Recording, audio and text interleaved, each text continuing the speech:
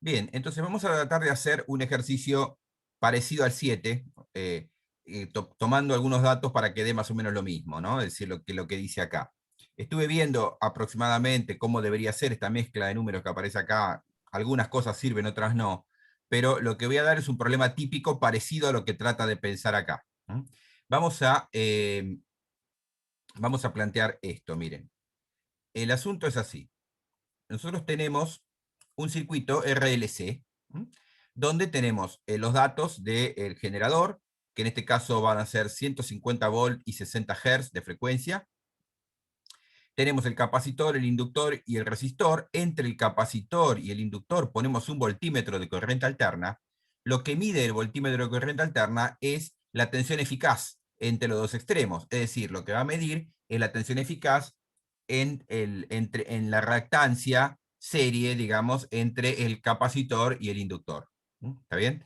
Bien. El dato que me da el problema, que lo vamos a tomar igual, es que lo que mide el voltímetro, esta es la VLC en eficaces, es 90 volts.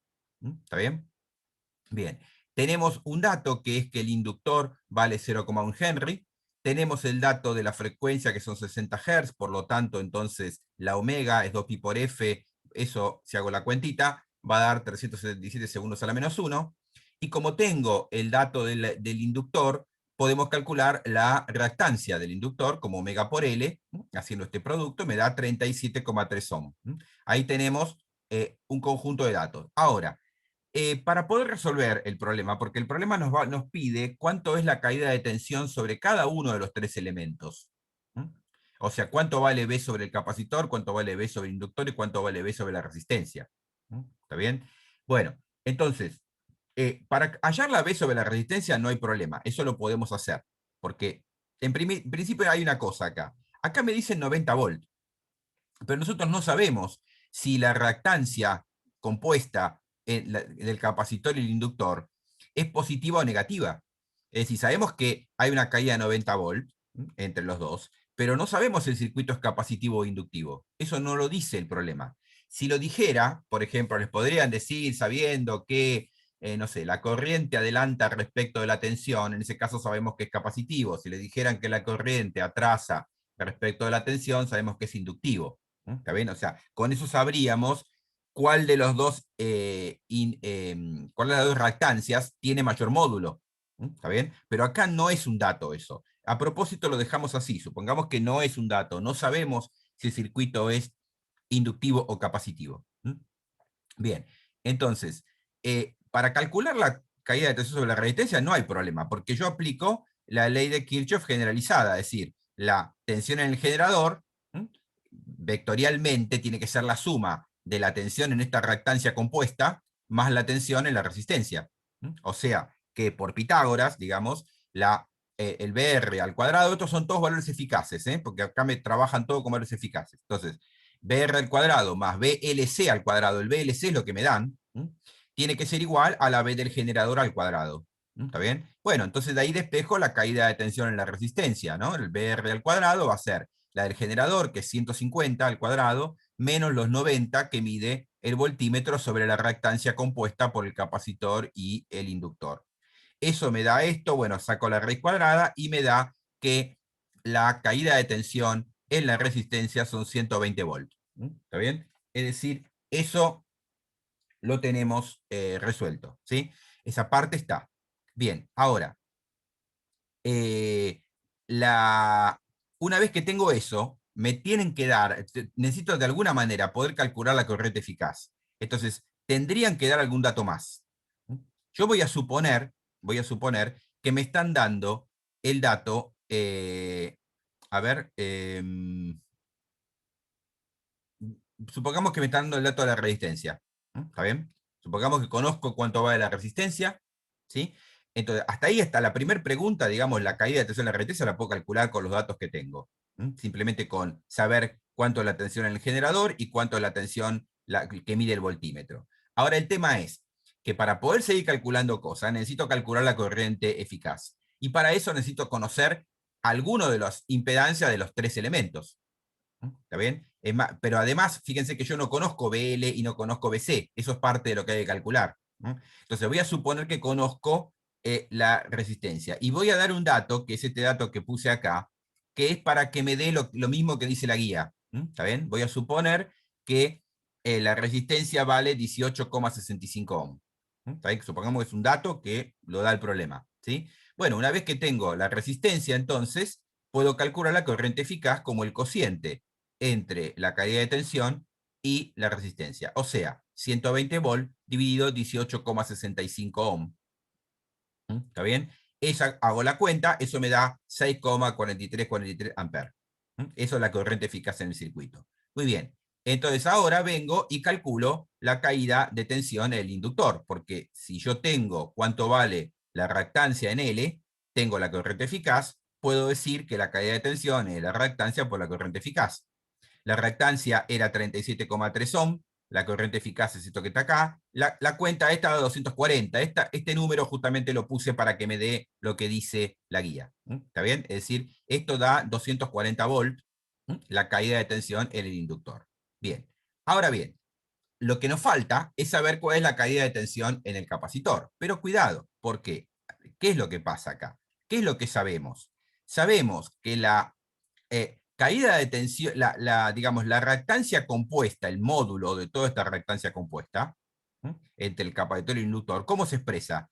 Bueno, recuerden que en módulo lo que yo tengo que poner es el XL menos el módulo del XC, ¿no? ¿Está bien? Pero ojo, el módulo de eso, porque yo no sé si esto es positivo o negativo. No me dicen si el circuito es inductivo o capacitivo. Lo que yo sé es que el módulo de esa impedancia compuesta tiene que ser tal de que la caída de tensión sea 90 volt. Entonces, fíjense lo que planteo. El módulo de XL menos el módulo de XC, eso me tiene que dar 90 volt dividido la I eficaz. Cuando hago esa cuenta me da 14 volt. ¿Está bien? Entonces yo acá tengo dos posibilidades diferentes. Porque miren, vamos a dibujar los diagramas acá, a partir de acá, vamos a dibujar cómo serían los diagramas de eh, los diagramas de impedancia, ¿no? Yo tengo dos posibilidades. Una primera posibilidad es que el circuito sea inductivo. Vamos a suponer que el circuito sea fuera inductivo.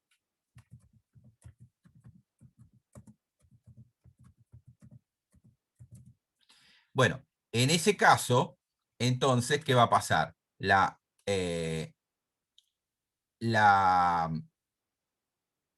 Perdón, estos son 14 ohm, no 14 volt, está mal puesto, 14 ohm. Esta es 14, es una reactancia, ¿no? Ahí está. Bien, entonces, el tema es, esto, ¿cómo es el X, digamos, hay dos posibilidades, ¿no? Es decir, o bien tengo esta situación donde, fíjense que esto vale 90, ¿no? Y la del otro vale 120, pero puedo tener dos posibilidades. Por ejemplo, miren, una sería que la B sobre la resistencia fuera de 120 así, y la otra fuera de 90 así. ¿Está bien? Es decir, acá tendríamos los 90 volt en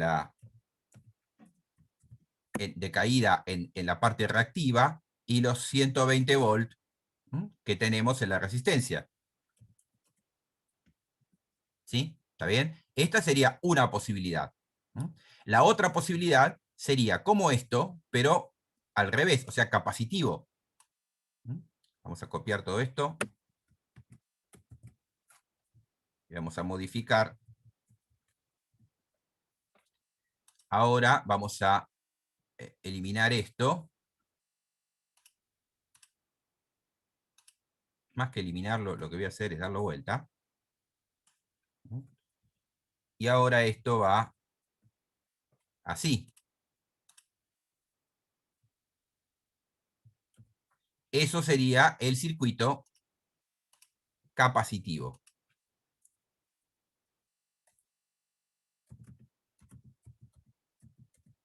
¿Ven? Son dos posibilidades. No sabemos cuál de las dos es. ¿Está bien? Entonces,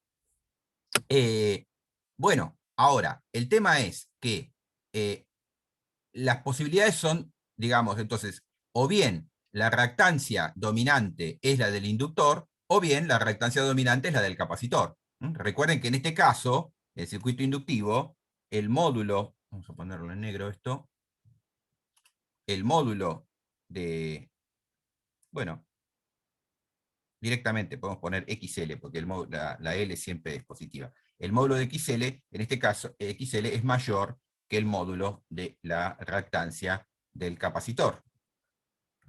En este caso es al revés. Es decir, lo que domina acá es la XC. Esto es mayor que la XL. ¿Está bien? Esos serían los dos casos que se pueden presentar. ¿Sí? Si a nosotros no nos dicen si el circuito es inductivo o capacitivo, si la tensión adelanta o atrasa respecto a la corriente, o al revés, la corriente respecto a la tensión, digamos, entonces no podemos saber cuál de los dos casos es. Vamos a calcular los dos casos. Vamos a hacer las dos posibilidades. Entonces, miren, para el circuito inductivo, si el XL es mayor que el módulo de XC, este módulo yo lo puedo sacar y esto me da positivo. O sea, lo que me quedaría sería esto. Voy a copiar esto que está acá.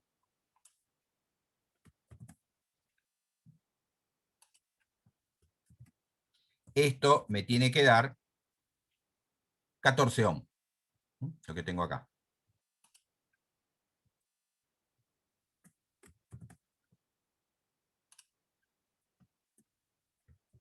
¿Sí?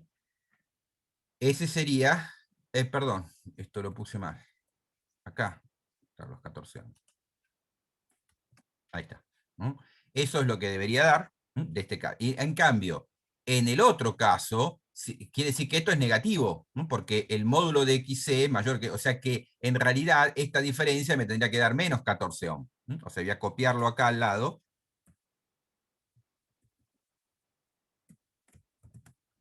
Vamos a ponerlo acá. Esto va a tener que valer menos 14. ¿Está bien? ¿Sí? Para que el resultado dé correcto, ¿no? Porque el módulo sabemos que es 14 ohm. Bueno, entonces de acá podemos calcular cuánto vale recuerden que el XL la tenemos. La XL vale 37,3. Entonces, el módulo de XC en este caso va a valer, bueno, 37,3 menos 14, ¿no? ¿Está bien? ¿Sí? Porque este vale 37,3, te lo paso para allá, o sea que esto va a dar 37,3 menos 14, eso da 23,3. ¿Está bien? Esto da 23,3 ohm. Ahora, en el otro caso, el módulo de XC, perdón, estoy escribiendo con letra griega, el módulo de XC va a ser XL más 14 ohm.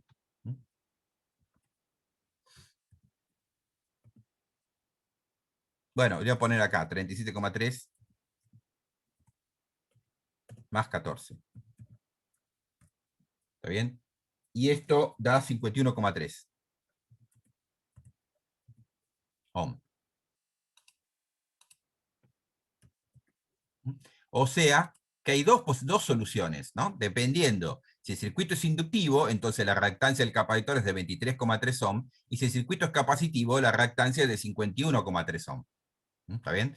Bien, entonces, una vez que tengo eso, puedo calcular la caída de tensión sobre el capacitor. ¿Está bien? Fíjense que la XL acá ya la habíamos hecho, ¿no? Estábamos suponiendo que esto haría 240, ¿no? Vamos a ver qué pasa ahora. ¿Qué pasa con el B en el capacitor? Bueno, ¿esto qué va a ser? Va a ser el módulo de la reactancia del capacitor multiplicado por la corriente eficaz. ¿Está bien? O sea, va a ser esto que está acá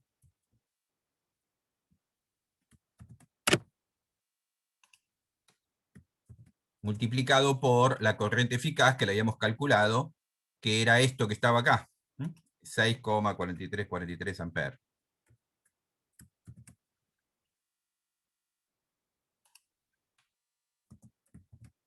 ¿Está bien? Bueno, esta cuenta la puedo hacer y me da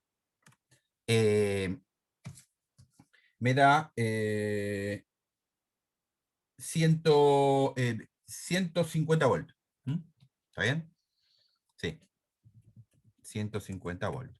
¿Está bien? Ahí tenemos el valor de la B del capacitor. Si lo hacemos ahora del otro lado, o sea, haciendo lo mismo, pero vamos a copiar esto, pero acá, con el otro valor, ahora esto tengo que modificarlo, esto es 51,3. Y cuando hago esa cuenta, esto me da 330 voltios. ¿Está bien? O sea, que ahí tengo las dos soluciones. Fíjense que a mí me piden hallar las caídas de tensión sobre los tres elementos del circuito. Bueno, justamente, miren, acá teníamos la de la resistencia, estaba ahí. La del inductor lo calculamos acá. Esperen que esto era esto, ¿no? La del inductor lo calculamos acá. Y depende de si el circuito es inductivo o es capacitivo, tenemos las distintas, pues, bueno, vamos a poner acá, ¿no? BC, así me queda recuadrado ya esto. Esta es la B en el capacitor y acá lo mismo, ¿no? O sea que tengo dos soluciones posibles. La que figura en la guía es la primera. Si ustedes se fijan en la solución, miren, vamos a buscar en la guía, la solución del problema es 150 en el capacitor, ven 120 en la resistencia, 240 en el inductor. ¿Sí? ¿Está bien? Bueno, pero no es la única solución posible. Porque para eso me tienen que decir si el circuito es inductivo o capacitivo. Así como está con esos datos, no puedo obtener una solución única. Porque los dos casos voy a tener esto. O sea, fíjense que miren, si yo sumo la del inductor, acá, la del inductor vale 240, ¿no es cierto? Si le resto 150, eso me da 90, positivo. En cambio, si hago 240 y le resto 330, eso me da 90, pero negativo. ¿Está bien? Como el voltímetro no me mide, digamos, me da el módulo, ¿no? de la caída de tensión. Tendrían que decirme cuál es la diferencia, si es positivo o negativo, o por lo menos si es atrasa o adelanta. ¿Está bien? Porque lo que yo conozco ahí es el módulo, salvo que me quieran decir que pusieron el voltímetro y midieron 90 en una dirección dada, pero no, el voltímetro no mide eso, el voltímetro mide el módulo de la diferencia de tensión. ¿Sí? ¿Está bien? Tendríamos que decir qué es lo que pasa con el desfasaje, si cuál adelanta y cuál atrasa, ¿no? ¿Está bien? Entonces, en principio, así como está, habría dos soluciones posibles. Si el circuito es inductivo, la B en el capacitor vale 150, y si es capacitivo vale 330. ¿Está bien? Pero repito, acá faltaría, para poder hacer todo esto, tuve que agregar este dato que no estaba en el problema. ¿Está bien? Este dato no lo teníamos. ¿Sí? Eh,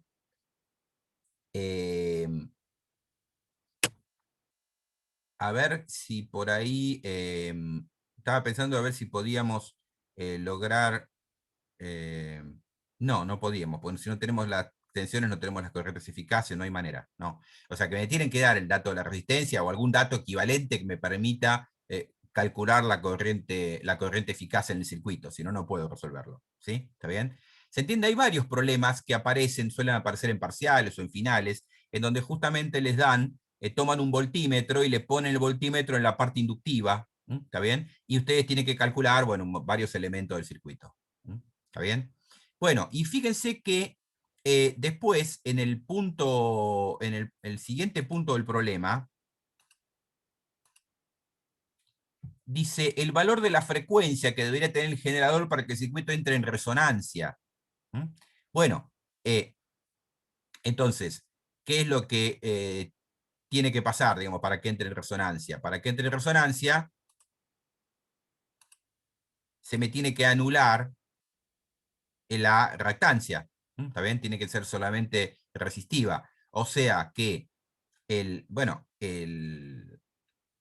el omega, la diferencia de las reactancias esta debería dar 0, no debería dar 14 ohm. ¿Mm? ¿Está bien? Eso vino de acá.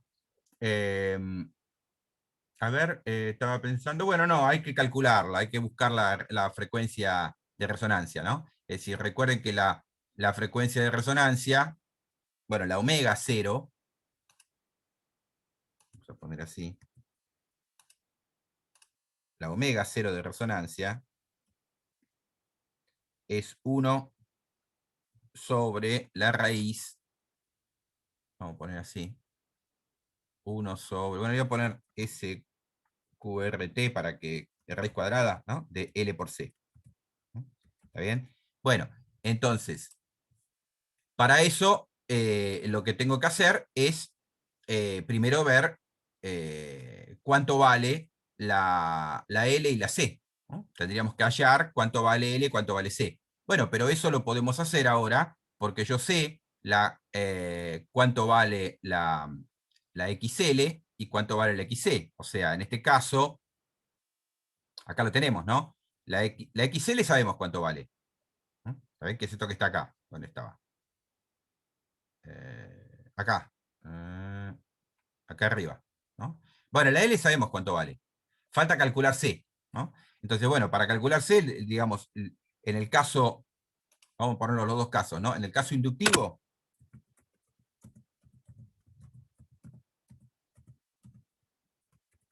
el XC es 23,3 ohm. ¿No? ¿Está bien? O sea, que lo que voy a tener es que 1 sobre omega por C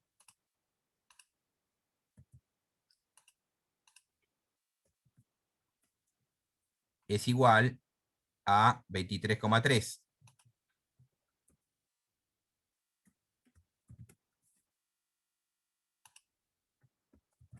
¿Está bien? Bueno, de acá puedo despejar lo que vale el capacitor, ¿no? De acá sale que el capacitor, vamos a poner acá al lado,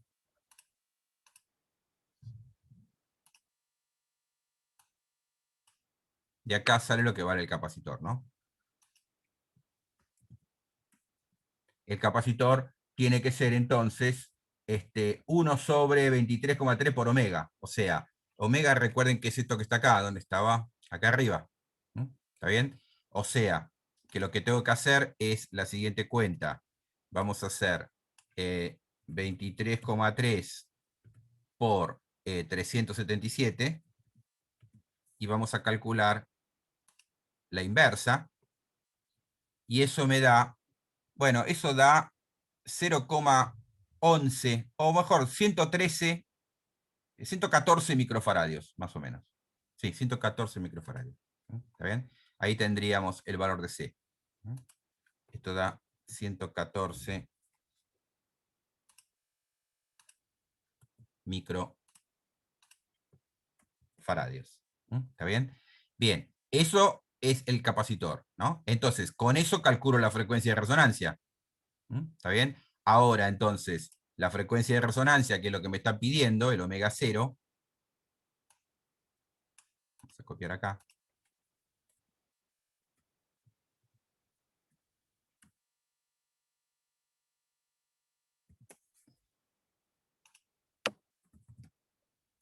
Bueno, hay que hacer entonces los 114 microfaradios por 0,1 Henry, ¿no? Y la raíz cuadrada de la inversa. Ya lo tengo hecho esto acá, entonces hacemos por 0,1, hacemos la raíz cuadrada de esto, y ahora lo invertimos, y eso da 296,34. 296,34 segundos a la menos 1.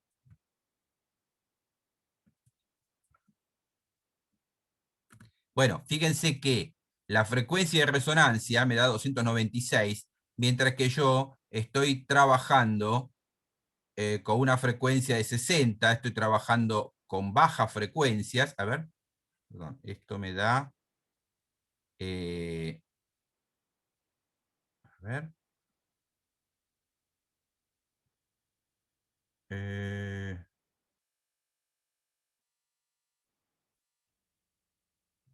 A ver, ¿está bien lo que estoy haciendo? No, porque me dio estaría trabajando por debajo de la frecuencia de resonancia.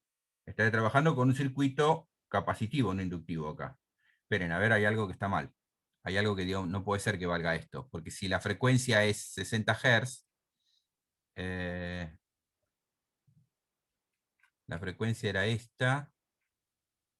Ah, a ver, la frecuencia era 377, no, está bien, 377 y ahora me dio 296. Estoy trabajando por arriba, está perfecto. Lo que pasa es que estaba comparando con la F, está perfecto. 296 es la frecuencia de resonancia, el omega cero de resonancia.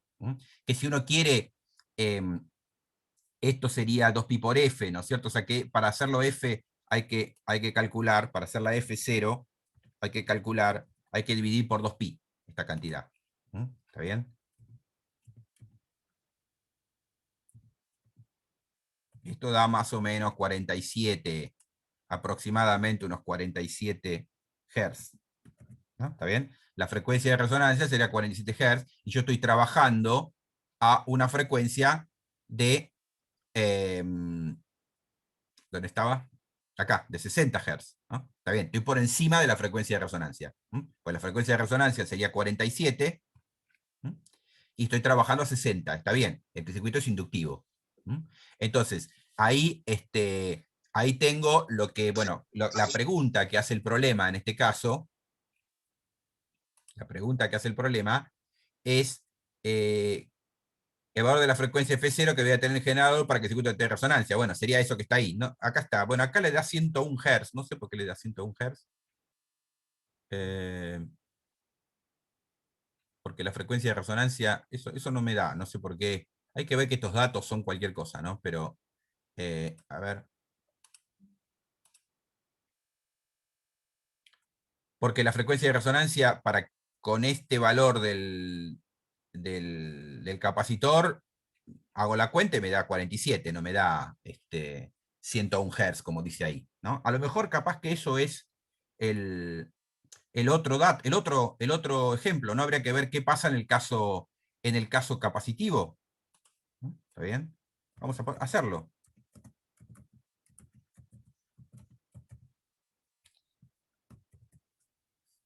En el caso capacitivo vamos a tener, bueno, hay que hacer esto que estaba acá, pero ahora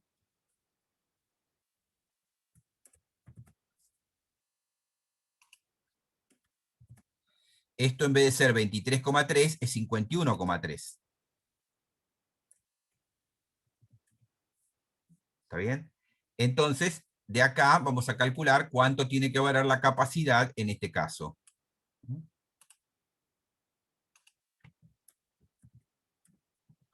Bueno, la capacidad entonces va a dar 1 sobre omega o sea, 51,3 por el omega. Vamos a hacer esa cuentita. A ver si lo teníamos acá. Eh,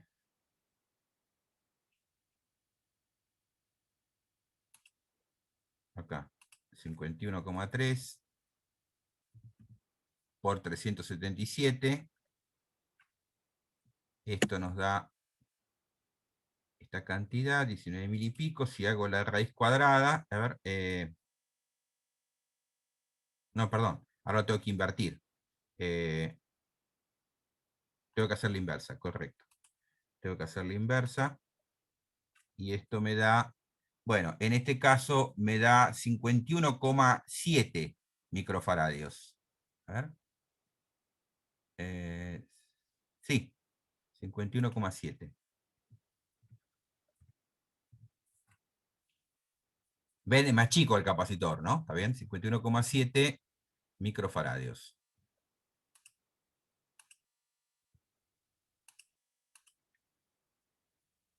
Ahí está. Bueno, y entonces, en este caso, la omega cero, ahora,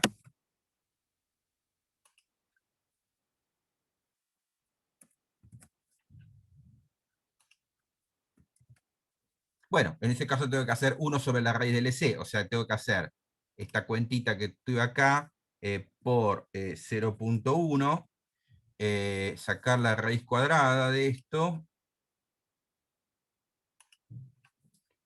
y invertir.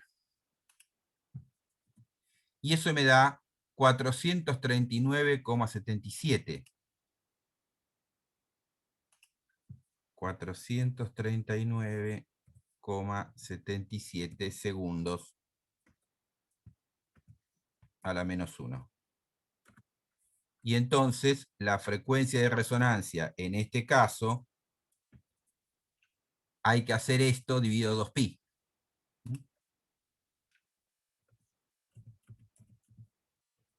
Y eso da unos 70 aproximadamente, 70,02, 70. Ninguno de los dos casos da lo que dice ahí, 70 Hz. ¿No? ¿Está bien? Es decir, que está bien, porque fíjense que la frecuencia a la que está trabajando el circuito es 60 Hz. ¿Está bien? Por lo tanto, hay que ver si el dato este es correcto respecto a lo que dice la guía. Yo agarré esto, pero la guía escribió cualquier cosa, así que puede ser que el dato este no esté bien, digamos, no coincida con lo que pide el problema, ¿sí? ¿Está bien? Es muy probable que este dato de los 60 Hz esté mal. Pero yo lo tomé así porque ahí decía 60 y bueno, listo, ya está. Pero ven que es coherente el resultado, ¿no? Es decir, si el circuito es capacitivo, la frecuencia de resonancia me da por encima de la frecuencia de trabajo. Está trabajando a 60 el circuito, y la de resonancia es 70. Estoy por debajo de la frecuencia de resonancia, el circuito es capacitivo. En el caso inductivo, la frecuencia de resonancia me da 47 Hz, y por lo tanto estoy trabajando en un caso, justamente estoy trabajando por arriba de la frecuencia de resonancia, estamos en un caso inductivo. ¿Está bien? Entonces ahí tenemos resuelto todo, ¿no? ¿Está bien? El esquema de la frecuencia en los dos casos, ahí lo tenemos. ¿Está bien? Repito, estos datos no son exactamente los datos que aparecen en el problema, pero traté de reconstruir algo que tuviera sentido, ¿sí? Porque así está todo mezclado, no se entiende nada. Pero lo importante de este problema es que si a nosotros no nos dicen, nos dan, por ejemplo, la tensión acá, pero no nos dicen si la corriente adelanta o atrasa respecto de la tensión, no podemos saber en qué caso estamos. Hay problemas en los parciales, ustedes si buscan parciales viejos van a encontrar, y también exámenes finales, en donde aparece ese dato justamente. A ustedes les ponen un voltímetro entre un inductor y un capacitor, pero además les dicen que sabemos que la corriente adelanta respecto a la tensión o atrasa respecto a la tensión. Bueno, en ese caso ustedes pueden saber en cuál de los dos casos están. ¿Está bien? Entonces ahí habría una respuesta única, pero así como está el problema, hicimos dos casos separados, ¿no? ¿Está bien? Está bien, igual para analizar los dos casos está bien, ¿no? Es interesante analizar que esto puede dar una cosa o la otra. Fíjense una cosa, ¿no? Que eh, la tensión en los elementos inductivos no tiene por qué ser menor que la tensión del generador, ¿no? Por ejemplo, miren, la tensión del generador me dio 150.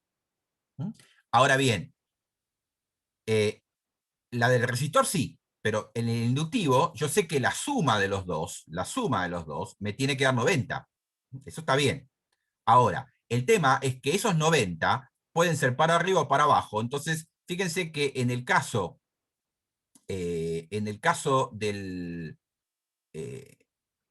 capacitor, en un caso me da 150 el capacitor, ¿está bien? Y en el otro caso me da 330. 150, fíjense que es exactamente, coincide con el valor de la del generador. Y el otro, 330, es más grande todavía. ¿Está? Eh, y miren, el inductor vale 240. Está bien, no tiene por qué ser más chico. Lo que tiene que ser más chico es la suma algebraica correcta, digamos, de las dos tensiones, ¿no? Del capacitor y el inductor. Pero cada una por separado puede resultar ser mayor que la tensión en el generador. O sea, yo puedo tener una diferencia de potencial en la bobina, por ejemplo, de 240 volt, teniendo un generador de 150. No hay problema en eso. Porque yo puedo, después el capacitor, digamos, compensará la diferencia, pero recuerden que son sumas vectoriales, son números complejos los que uno suma. Entonces los módulos, las tensiones eficaces, no tienen por qué ser menores que la del inductor. ¿Sí? La del resistor sí, pero la de los elementos reactivos del circuito no. Yo puedo tener valores de tensión eficaz sobre los elementos reactivos que sean más grandes que la tensión eficaz que aporta el generador. ¿Sí? Esto ténganlo en cuenta porque no se asusten porque den esos números, porque puede pasar, no es problema eso. Lo que tiene que ser más chico es la suma de los dos, sí. 90 y 120, ¿no? Porque estos son los dos catetos y la hipotenusa me tiene que dar 150. ¿Está bien? ¿Qué es lo que va a pasar si hacen esto? ¿Sí? ¿Está bien? O esto para acá abajo. Bien. Bueno, entonces, ¿se entendió este problema? ¿Alguna duda sobre esto? Bueno, vamos a mirar entonces un poquito, vamos a hablar un poco de un tema que nos quedó un poquito, digamos, abierto en su momento, que es el tema de la ley de Ampère. ¿Se acuerdan que la ley de Ampère, dijimos, la que decía, ¿no?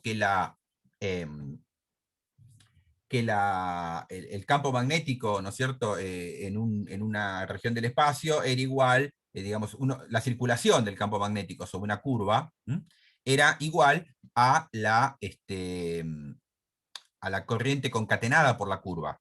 Bueno, eso lo habíamos visto cuando teníamos corrientes estacionarias. Yo dije, bueno, si las corrientes no son estacionarias, ¿qué es lo que pasaba? Bueno, vamos a volver a eso. Miren, les voy a mostrar, haciéndolo hablo en el aire.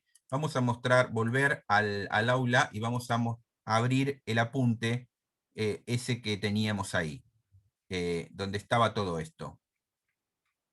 Eh,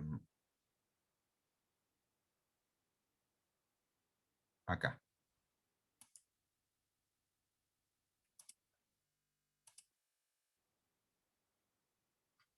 Esta parte, ¿ven? ¿Se acuerdan que acá, ley de Ampère, ¿sí?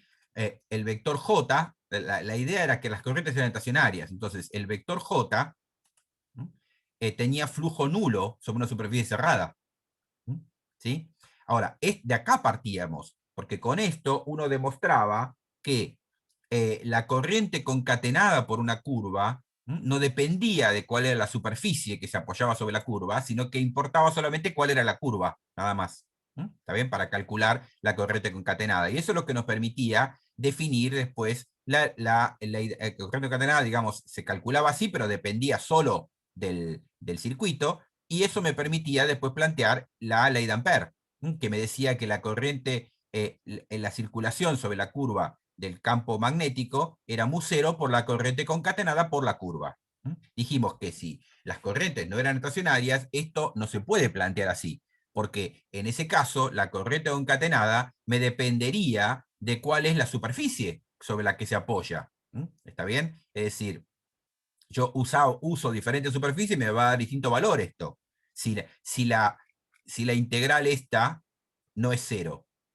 Y que la integral esta no sea cero significa que las corrientes no son estacionarias. Recuerden que esto significa que no puede haber acumulación de cargas. Bueno, pero hay casos donde sí las hay. Puede haber acumulación de carga. Puede haber, por ejemplo, cuando se está cargando un capacitor. Al cargarse un capacitor, en las placas de un capacitor, yo tengo acumulación de carga. También la carga se va aumentando ahí en ese punto donde va llegando la corriente. Entonces ahí no se cumple, las corrientes no son estacionarias. Esto lo vimos, ¿no? Cuando vimos la carga y descarga de un capacitor, todo eso, ¿no? Bueno, muy bien. Entonces vamos a analizar qué pasa en esos casos. Miren, vamos acá considerar justamente esto. Tengo un circuito donde voy a cargar un capacitor. ¿Está bien? Voy a cargar un capacitor, cierro la llave, acá tengo una resistencia de carga, circula corriente, una corriente que depende del tiempo, no es estacionaria, depende del tiempo, y va llegando corriente a la placa del capacitor. Estamos suponiendo que estos son los portadores de carga positivos, repito, esto es convencional, ¿no? Entonces está llegando los portadores de carga y se está acumulando carga positiva en la placa de arriba del capacitor. Entonces, ¿qué pasa? Si yo ahora considero una superficie cerrada en el espacio que encierre solamente a esa placa y no a la otra, acá la carga adentro no es constante. O sea, la corriente que entra no es igual a la que sale. Está entrando corriente y no está saliendo nada por ahí, ¿no? Porque fíjense que del otro lado acá no puede haber corriente. Este es el espacio entre las placas del capacitor, hay un dieléctrico o hay vacío, pero en cualquiera de los dos casos ahí no hay corriente eléctrica.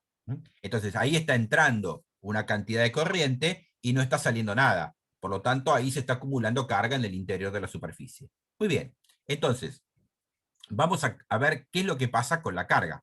Sabemos, esto lo vimos, sabemos que la carga tiene que conservarse. Entonces, la cantidad de la carga por unidad de tiempo, la derivada de la carga interior, digamos, a esta superficie respecto del tiempo, tiene que ser la corriente que llega.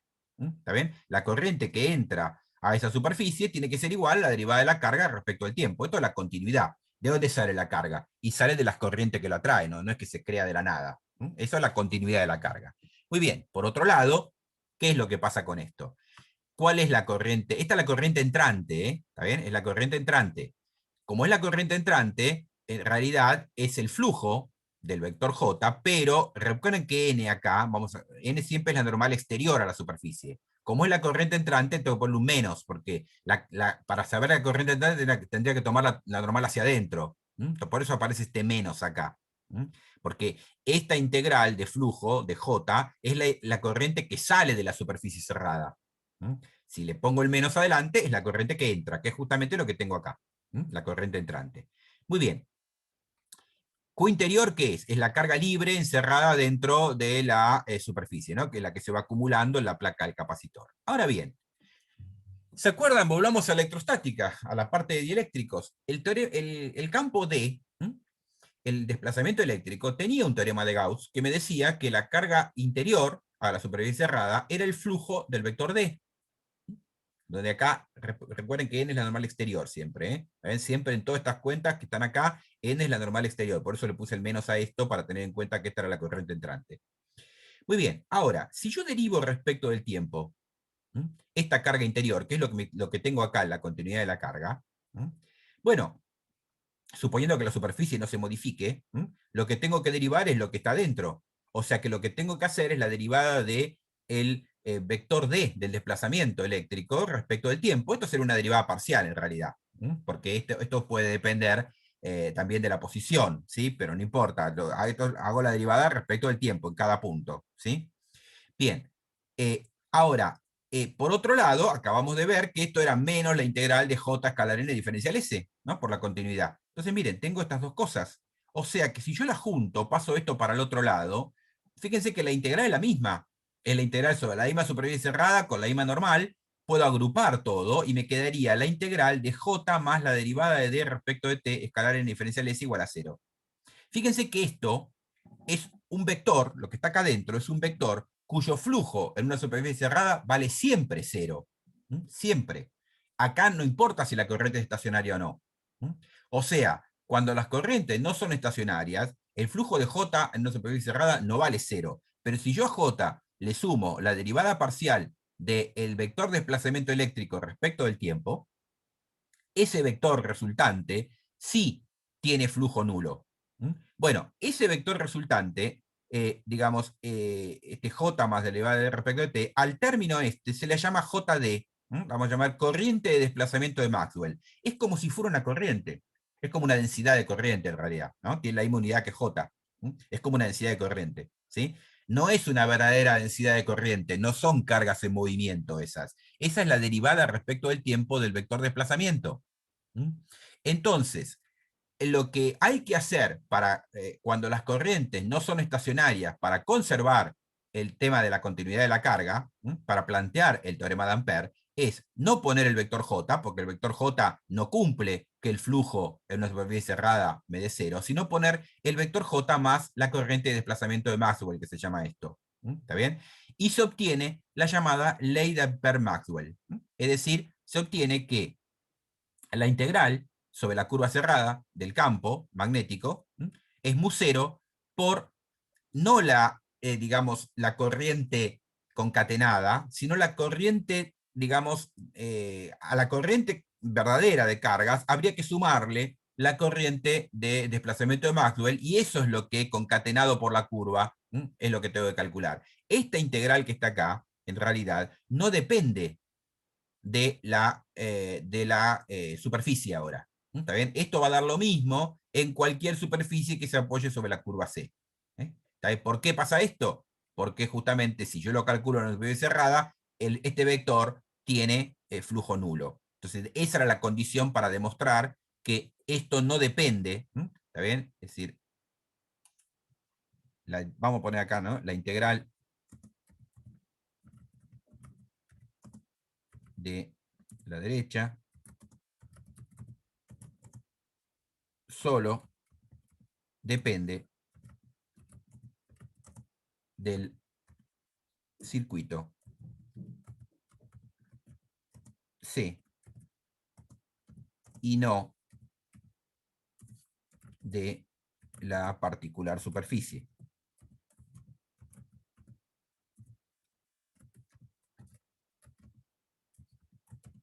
¿Está bien? Bien, entonces, esto es la ley de Ampère-Maxwell, se llama así porque fue Maxwell en la década de 1880, que fue el que terminó de completar las leyes del electromagnetismo, el que se dio cuenta que había que agregar esto acá, que había que reformular la ley de Ampère para tener en cuenta las corrientes no estacionarias. Entonces, acá tenemos la ley de Ampère-Maxwell, ¿no? Bien,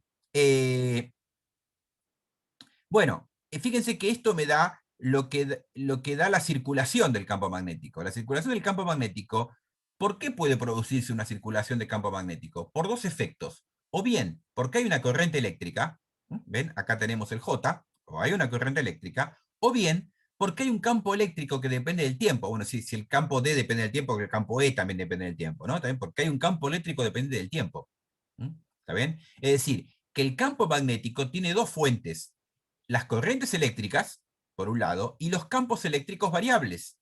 Un campo eléctrico variable, fíjense, imagínense que yo tuve una región del espacio donde no hay densidad de corriente, no hay cargas en movimiento. Sin embargo, podría haber, por ejemplo, un campo eléctrico variable con el tiempo. Bueno, eso me va a generar un campo magnético. Por otro lado, teníamos la ley de Faraday. La ley de Faraday era esta, ¿no? La FEM inducida era menos la derivada del flujo respecto al tiempo. Bueno, la FEM inducida era la circulación del campo eléctrico en un circuito cerrado, recuerden, ¿no? Que esto no daba cero, porque justamente ahí aparecía un campo no conservativo. ¿Está bien? Bien. Ahora, esto es menos la derivada del flujo, pero el flujo es B escalar n, y si la superficie está fija, ¿no? Imaginemos que la superficie está fija, la derivada respecto al tiempo hay que hacerla acá adentro, ¿no es cierto? Hay que hacerla para el campo magnético. ¿Está bien? Entonces, miren, miremos estas dos expresiones. ¿Qué dice la ley de Faraday? Que si yo tengo un campo magnético variable, eso me va a generar un campo eléctrico, me va a generar una FEM inducida. ¿Está bien? Que por supuesto va a ser variable también, ¿no? Pues esto depende del tiempo, esto también va a depender del tiempo. ¿Sí? Pero miren, un campo eléctrico variable, si lo pongo acá ahora, me va a generar un campo magnético. O sea, que los campos eléctricos y magnéticos, cuando son variables, se alimentan uno al otro. Es decir, los campos eléctricos variables generan campos magnéticos y los campos magnéticos variables generan campos eléctricos. Entonces yo podría tener campos eléctricos y magnéticos en el vacío, o sea, en una región del espacio en la cual no hubiera cargas eléctricas. Imagínense que J vale cero. Bueno, igual, se puede sostener. O sea, un campo eléctrico variable alimenta un campo magnético que a su vez varía y alimenta el campo eléctrico. Bueno, eso yo no lo voy a hacer el desarrollo acá, porque no vamos a entrar en el detalle, pero uno a partir de acá, haciendo un poquito más de cálculo, digamos, vectorial acá, uno podría mostrar efectivamente que hay una situación en la cual los campos eléctricos y magnéticos pueden sobrevivir solos en el espacio sin necesidad de que haya cargas eléctricas que produzcan esos campos. No hay cargas eléctricas ni en reposo ni en movimiento, no hay cargas eléctricas. ¿Sí? Yo tengo el vacío y solamente tengo un campo eléctrico variable producido por algo que puede estar producido por una carga, sí, pero esa carga no está en la región del espacio donde yo estoy trabajando, puede estar afuera, en otro lado. ¿Está bien? Bueno, y entonces eso genera un campo magnético variable que a su vez al variar me genera un campo eléctrico. Lo que se genera es lo que se llama una onda electromagnética. Y eso es la luz, básicamente, la radiación electromagnética, la luz, las ondas de radio, ¿no? Los rayos X, los rayos gamma, las ondas infrarrojas, las microondas, son todas diferentes especies de ondas electromagnéticas, que físicamente son esto, es decir, son campos eléctricos y magnéticos que varían con el tiempo y se alimentan uno al otro. ¿Está bien? Nosotros no vamos a obtener acá la ecuación de las ondas. ¿Está bien? Se podría hacer, pero la idea es aprovechar después el tiempo para, si ustedes quieren, después yo les puedo indicar dónde verlo eso, o puedo prepararles un pequeño apunte si a alguien le interesa, sobre cómo se continúa a partir de acá para obtener la ecuación de las ondas electromagnéticas, pero en realidad es un tema que van a ver los que tengan que ver, los que tengan la materia, lo van a ver en electromagnetismo. ¿Está bien? Que es una materia un poquito más avanzada de algunas carreras, ¿no? De electrónica o de electricidad. Bien, Entonces, digamos, hasta acá nosotros llegamos para entender un poquito esto, ¿no? Esto de la ley del vector de desplazamiento y la ley de Ampère-Maxwell, ¿no? Que hay que agregar cuando uno tiene una corriente no estacionaria, ¿sí? Que nos permite entender por qué existe la posibilidad de que los campos eléctricos alimenten a los magnéticos y los magnéticos a los eléctricos sin necesidad de que haya cargas, ¿no? Eso es lo que se llama una onda electromagnética. Bien, bueno, acá terminaríamos con el programa. Entonces, lo que queda por hacer ahora es solo repaso, es decir, la semana que viene vamos a dedicarlo a consultas de cualquiera de las guías que entran para el segundo parcial, o sea, desde la guía de corriente eléctrica, después la de magnetostática, la de ley de inducción de Faraday y la de corriente alterna. ¿Está bien? Vamos a revisar eso, verán lo que haga falta revisar, ustedes vayan trayendo dudas. No sé si quieren hacer alguna pregunta particular ahora, aprovechamos ahora, si no, dejamos ahora y retomamos la semana que viene cuando ya traigan las dudas más armadas. No sé qué opinan. Me parece bien a mí.